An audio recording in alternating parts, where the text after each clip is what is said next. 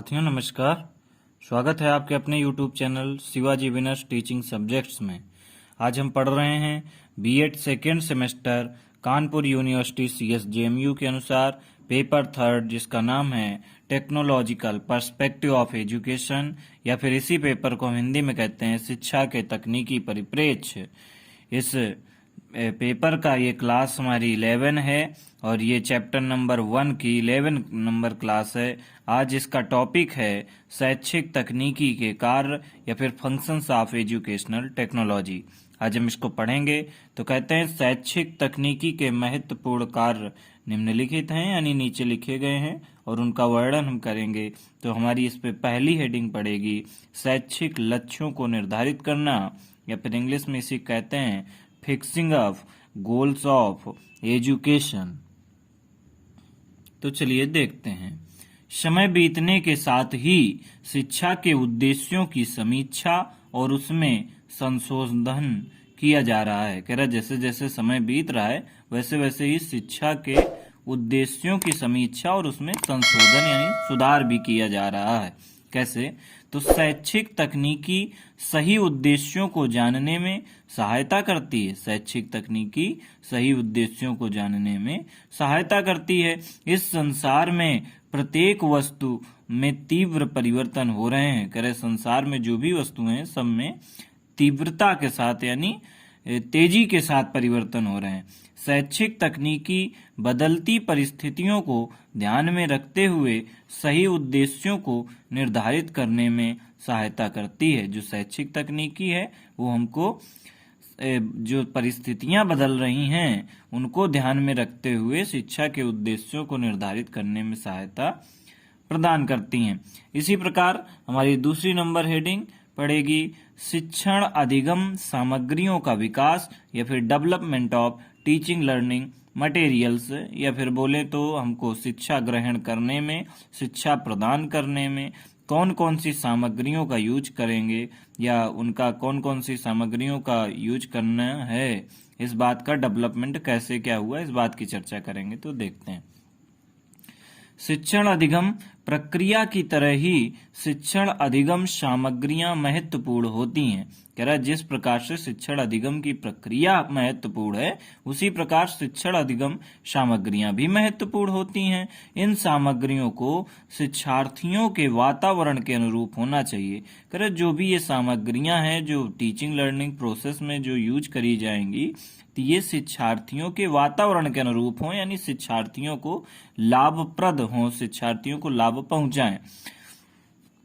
शैक्षिक तकनीकी शिक्षण अधिगम सामग्रियों को विकसित करने में अत्यधिक सहायता करती है। जो शैक्षिक तकनीकी होती है यानी टेक्नोलॉजिकल एजुकेशनल टेक्नोलॉजी जो होती है वो शिक्षण अधिगम यानी पढ़ाने के तरीके को पढ़ाने के तरीकों में प्रयोग की जाने वाली सामग्रियों को विकसित करने में अत्यधिक सहायता करती है, यानी उनका विकास करने में, उनको विकसित करने में सहायता प्रदान करती है। हमारा तीसरा हेडिंग टॉपिक है शैक्षिक तकनीकी विद्यार्थी की रुचि एवं ध्यान केंद्रित करने में सहायक, यानी educational technology is helpful in enhancing interest and focus of the student. कर शैक्षिक तकनीकी विद्यार्थी की रुचि एवं ध्यान को केंद्रित करने में सहायक होती है। तो किस प्रकार से शैक्षिक तकनीकी छात्रों की रुचि और ध्यान को केंद्रित करने में सहायक है, इस बात की जानकारी हम इस हेडिंग में पढ़ेंगे। तो क्या है? शैक्षिक तकनीकी विद्यार्थियों की रुचि एवं ध्यान केंद्रित करने का कार्य करती है। शैक्षिक तकनीकी द्वारा शिक्षक शिक्षण सामग्री में विद्यार्थियों की रुचि, उत्साह एवं कठिन तथ्यों एवं प्रत्ययों को सीखने में मदद करती है। शैक्षिक तकनीकी शिक्षण कार्य को रोचक एवं नीरस सामग्री को पठन पाठन में सहायता करती है। यानी कह रहा है जो शैक्षिक तकनीकी होती है यानी जो एजुकेशनल टेक्नोलॉजी है वो जो ऐसा टॉपिक है या ऐसी चीजें हैं जो पढ़ने में रुचिकर नहीं होती पढ़ने में, तो उनको पठन पाठन उनको पढ़ने और पढ़ाने में रुचिकर बना देती हैं। तो उनको रुचिकर बनाने में सहायता प्रदान करती है क्या? शैक्षिक तकनीकी या फिर एजुकेशनल टेक्नोलॉजी। हमारा चौथी नंबर हेडिंग जो पड़ा है क्या होगा? अधिगमकर्ता को पुनर्बलन प्रदान करना। अधिगमकर्ता को क्या प्रदान करना? पुनर्बलन प्रदान करना। फिर इंग्लिश में कहते हैं providing reinforcement to the learner. तो क्या होता है ये? शैक्षिक तकनीकी अधिगमकर्ता के अधिगम में सुधार के लिए पुनर्बलन प्रदान करती है। कह रहा जो शैक्षिक तकनीकी है वो अधिगमकर्ता के अधिगम में, अधिगमकर्ता यानी जो शिक्षा देते हैं और छात्र जो शिक्षा ग्रहण करते हैं, तो अधिगम के सुधार में, अधिगम यानी कि जो पाठ्यक्रम होता है या जो सिलेबस होता है उसके सुधार में पुनर्बलन प्रदान करती है। शैक्षिक तकनीकी द्वारा छात्र के शैक्षिक उपलब्धियों का मूल्यांकन किया जाता है। यानी एजुकेशनल टेक्नोलॉजी के द्वारा जो छात्र होते हैं उनके शैक्षिक उपलब्धियों का, उन्होंने शिक्षा के क्षेत्र में कितनी उपलब्धि प्राप्त की या कितना नॉलेज प्राप्त किया, इस बात का मूल्यांकन या इवैल्यूएशन किया जाता है तथा उसमें सुधारात्मक कार्य हेतु पुनर्बलन प्रदान किया जाता है। फिर उस पे जो है ना सुधार करने के लिए दोबारा से हम एक बल लगाते हैं या दोबारा से प्रयास करते हैं या दोबारा से कुछ ऐसे कार्य करते हैं जिससे उसमें सुधार हो सके। और सुधार कितना किया जा सकता है छात्रों की शैक्षिक उपलब्धियों में या छात्रों के सीखने में। तो शैक्षिक तकनीकी द्वारा शिक्षक एवं छात्रों की क्षमताओं में वृद्धि होती। कह रहे शैक्षिक तकनीकी से यानी एजुकेशनल टेक्नोलॉजी से जो टीचर है उसका भी एवं छात्रों की क्षमताओं में और छात्रों की क्षमता में भी वृद्धि होती। छात्र और शिक्षक दोनों की क्षमता में वृद्धि होती है। किससे? एजुकेशनल टेक्नोलॉजी से। इस प्रकार हमारी 5वीं हेडिंग पड़ेगी अधिगम और प्रशिक्षण में सहायक। तो क्या होता है अधिगम और प्रशिक्षण में सहायक? यानी इंग्लिश में कहते हैं इसी को helpful in learning and training. शैक्षिक तकनीकी शिक्षक एवं प्रशिक्षु शिक्षक के प्रशिक्षण में सहायता प्रदान करती है। जो एजुकेशनल टेक्नोलॉजी है वो टीचर और प्रशिक्षु शिक्षक के प्रशिक्षण में, मतलब कि जो शिक्षक है उसकी ट्रेनिंग में सहायता प्रदान करती है। इसके द्वारा विद्यार्थियों के अधिगम में यानी विद्यार्थियों के जो पढ़ने की प्रक्रिया है उसमें वृद्धि की जा सकती है और साथ ही साथ उनका व्यवहारिक जीवन में कैसे प्रयोग किया जाए उसको भी बताने का कार्य करती है।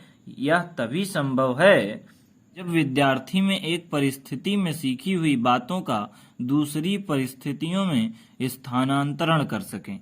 कह रहा है कि जो शैक्षिक तकनीकी और प्रशिक्षण में जो एजुकेशनल टेक्नोलॉजी या शैक्षिक तकनीकी सहायक है, तो ये कब है?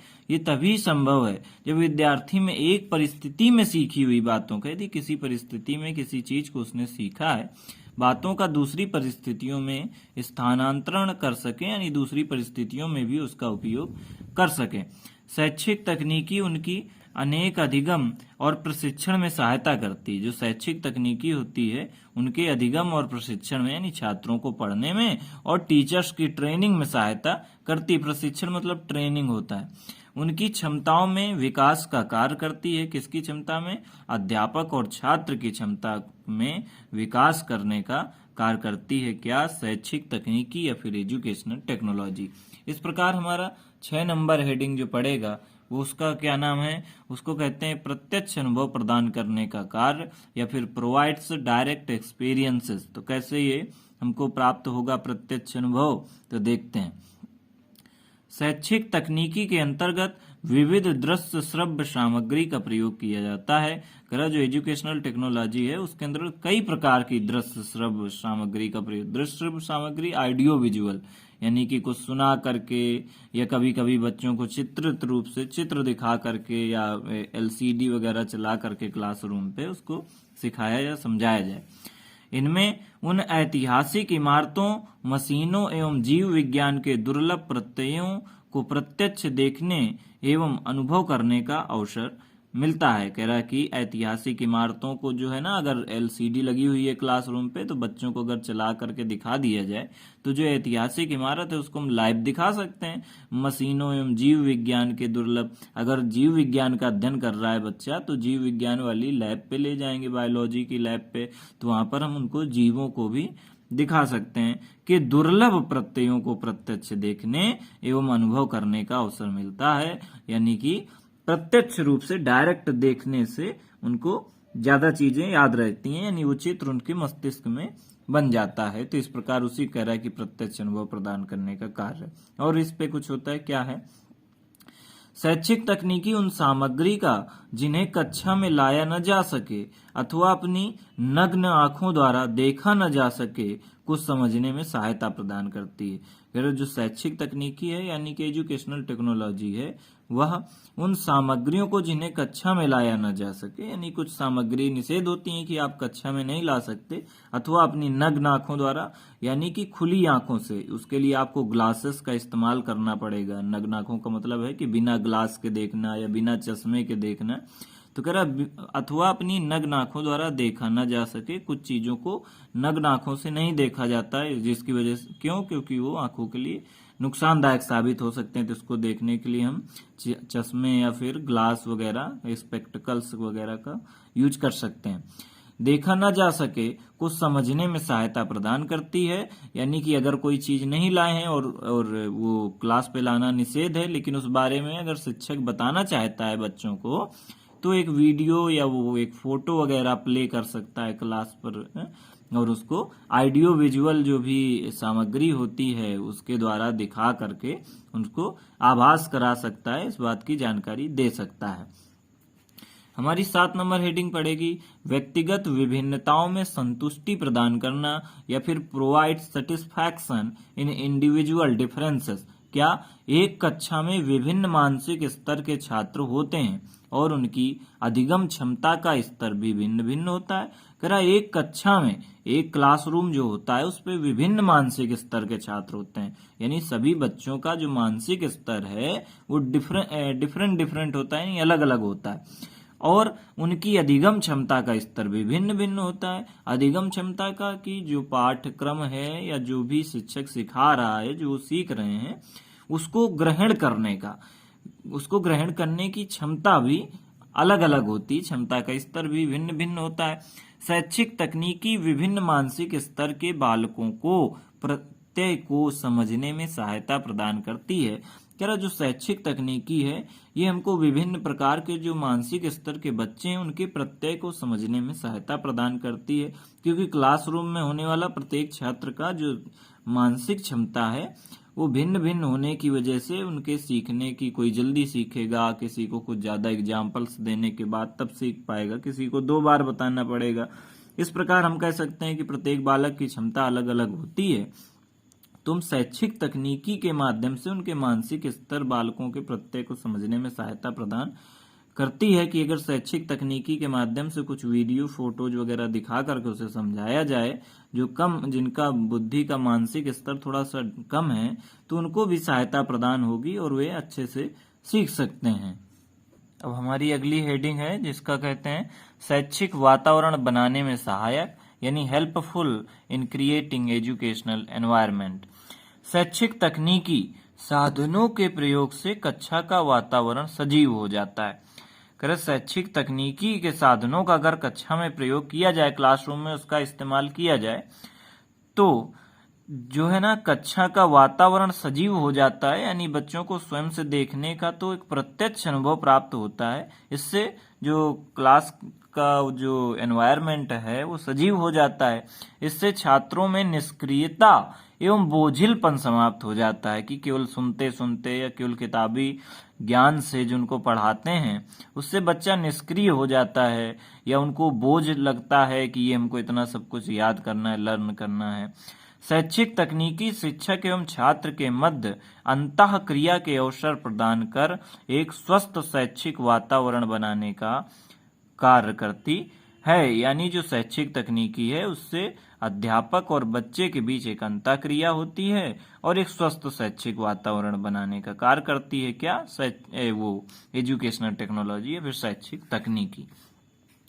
हमारा हेडिंग नंबर 9 पड़ेगी क्या अनुशासनहीनता की समस्या को दूर करने का कार्य, या to rectify the problems of indiscipline. तो क्या होता है अनुशासनहीनता की समस्या को किस प्रकार हम दूर कर सकते हैं, तो देखते हैं। शैक्षिक तकनीकी छात्रों के मध्य कक्षा में अनुशासनहीनता की समस्या को दूर करने का कार्य करती है।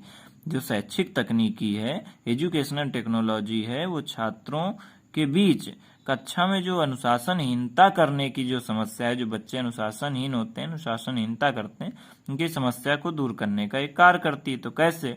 शैक्षिक तकनीकी के द्वारा छात्रों को एकाग्रचित एवं पाठ्य केंद्रित करने का प्रयास किया जाता है।